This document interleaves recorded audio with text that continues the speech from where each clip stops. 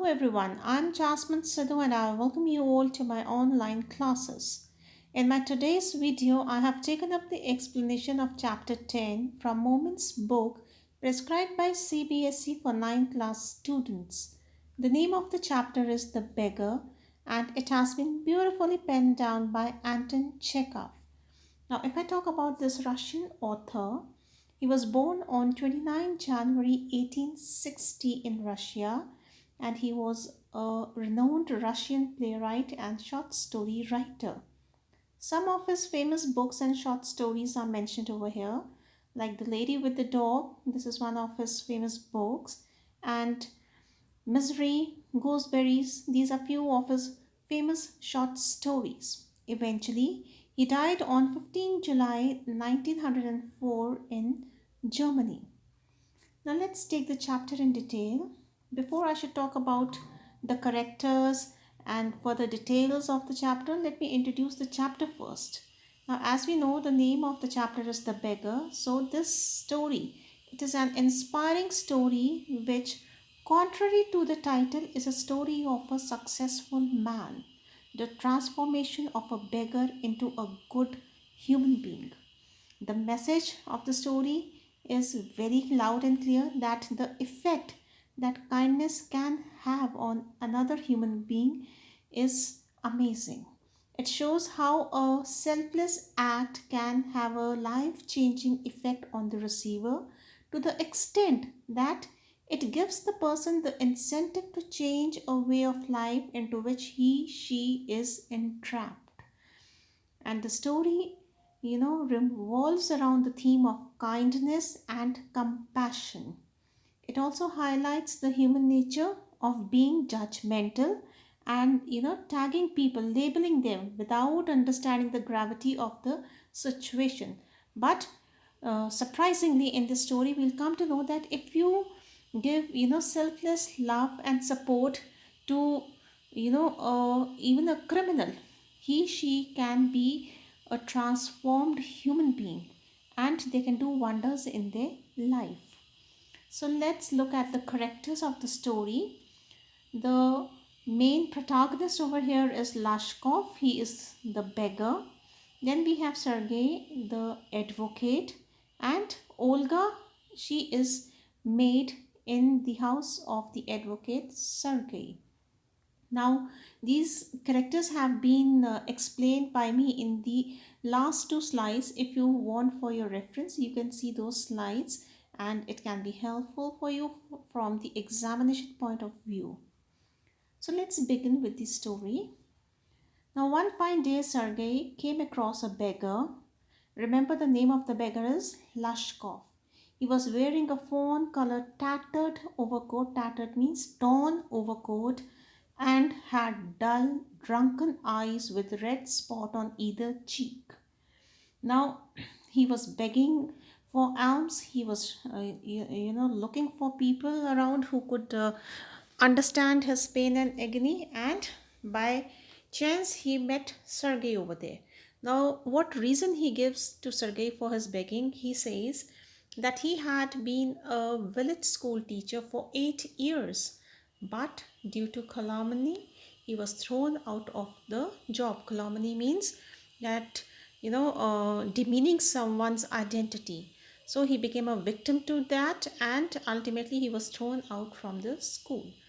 Now he had an offer of a position in the province of Kaluga, but he had no money to go there, so he was begging and requesting for help. Now Sergei, he was a very keen observant, right? So he observed the beggar very minutely and he felt as if he has seen him somewhere, and he kept on thinking where he had seen him. And eventually he remembered that he had seen him earlier in Sadovia Street, and how he comes to know that when he looked towards the shoes of the beggar, there was one shoe with high heel and the other shoe was having a low heel, and immediately it came as a lightening in his mind that yes, I saw the same beggar at the Sadovia Street. And he told that time you have claimed that you are a student and you have been expelled from the college. So Sergei he confronted the beggar, but the latter denied. This made the advocate angry and he reprimanded the beggar and he threatened to call the police and get him arrested for cheating people. So with this, the beggar was taken aback, he was afraid, and eventually he admitted that he had been telling lies so that people would take pity on him. And he revealed that he used to sing in a Russian choir, but he lost his job due to his drinking habit. He told Sergei that telling the truth would not get him anything, and he didn't know what else to do. So Sergey he came up with an idea. He tried to guide him and he told that okay, you should always be willing to do work, and if I provide you with the work, would you do it? So to that, Sergey he told that you should come to my house and can you chop wood for me?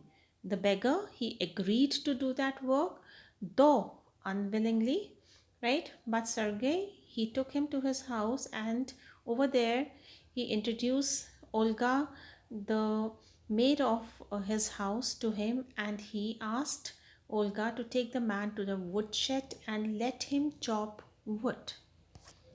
Now, the beggar he resembled to a scarecrow. His reluctance to go to the shed was signified by his act of shrugging his shoulders, but you know he cannot refuse to the job because he himself he has committed that whatever work he'll get he'll do, so now he cannot take back his words. So he followed the cook hesitantly towards the shed. Now when they reached over there, Olga she threw the axe towards him and scolded him, and the beggar pulled the piece of wood towards him, placed it between his feet and hit it weakly with the axe. Now the wood shook and fell. He pulled it up again, tried to warm up his hands by blowing into them, and again tapped the wood with the axe. And because he was doing this work for the first time, he was very careful so that he should not hit his shoes or cut his finger.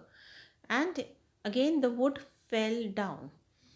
He did not feel strong enough because he was under the influence of alcohol and was not fit to do any laborious work. Actually, the vodka has destroyed his body. He wasn't having any physical strength, he wasn't having any mental strength to meet the task, right? And on top of it, it was winter season, it was biting cold, and even the professional woodcutters they don't get job during the winter season because it's snowing, the wood is wet, and it's difficult to chop wet wood. And in this scenario, Sergei he had given this job to him and he was not physically fit to do such a strenuous work. That's why he was not able to give even a single blow on the wood. Sergei and Olga somewhere they knew it and they understood that the wrong work has been given to him. Anyways, after an hour, Olga went to Sergei and told him that all the pieces of wood had been chopped. Now Sergei found work for the beggar every now and then, right? Initially, he gave him chopping of the wood and he fixed that every first day of the month he should come do the chopping and he was paid half a ruble for this work. Then slowly, Sergey started looking for some other work for him because somewhere he was knowing it that this work is not for him. So whenever time and again he used to call him and he would tell him to shovel snow. Then he would beat dust out of the rugs and mattresses. He would put the woodshed in order. Sergey moved into another house and the beggar helped in packing and carrying the furniture, though the people whom he had called for packing and picking up the furniture they laughed at the beggar because there was no strength in his body to even shift a simple chair also. But still Sergey employed him, and every time he used to come he used to earn 20 to 40 kopecks. And once he had a old had an old pair of trousers, right? However, Sergei was very happy to see the change in the beggar, and he appreciated that effort. At least he was satisfied that he is not drinking, he's not going back onto the wrong path, he's trying to improve. So, when Sergei saw that change, he was very happy, and now he wanted to offer him a better work. And he asked him that if he could write, and Lashkov he replied that yes, he could write too. So Sergei he handed him a letter to be delivered to a friend of his, and Sergei's friend would give copying work to Lashkov, and he instructed Lashkov to work hard, and after that they parted their ways, and Lashkov joined his new job at Sergei's friend's house. Now 2 years passed, and one fine evening Sergei was standing at the ticket window of a theater. He was buying a ticket. He saw Lashkov standing next to him. He was well dressed, wore a coat, the collar was made of fur, and wore a cap made of seal skin. And he was shy as he asked for a ticket of the gallery seat and paid for it in coins made of copper.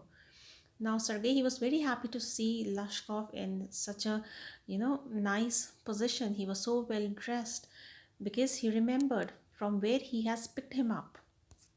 And Lashkov he told Sergei that now he was a notary, right? And he was earning 35 rubles per month as a salary. And Lashkov he thanked Sergei for what he had done for him. For he remembered that if Sergei would have not picked him up from that street light and given him the option of chopping the wood, he would have still be begging on the streets only. So he thanked him. But then he made a special reference to Olga, right? And he revealed that she was the one who brought this change in him. He told Sergei that Olga would rebuke him, then she would sit opposite to him and weep, and she would call him various names. She would, grow sad also, but then she would chop the wood for him. He amazed Sergei by saying that he didn't chop a single stick of wood for him. It was all efforts of Olga. Due to Olga's action, there came a change in his heart, and he was set right by Olga. And he says with gratitude that, you know, what I owe to Olga is, my changed self. If she wouldn't be there, maybe he might not be a successful man today. And with that, he thanked Sergei, and he told that it is time for the bell, and then they departed to the gallery to see the play. So that's all in this chapter. As I told you, these are two slides about the character sketch. If you want from examination point of view the wordings, you can read this slide, and this is about Olga. I hope you might have liked the explanation of the chapter. If you have liked, please do not forget to like, share and subscribe my channel. Thank you so much.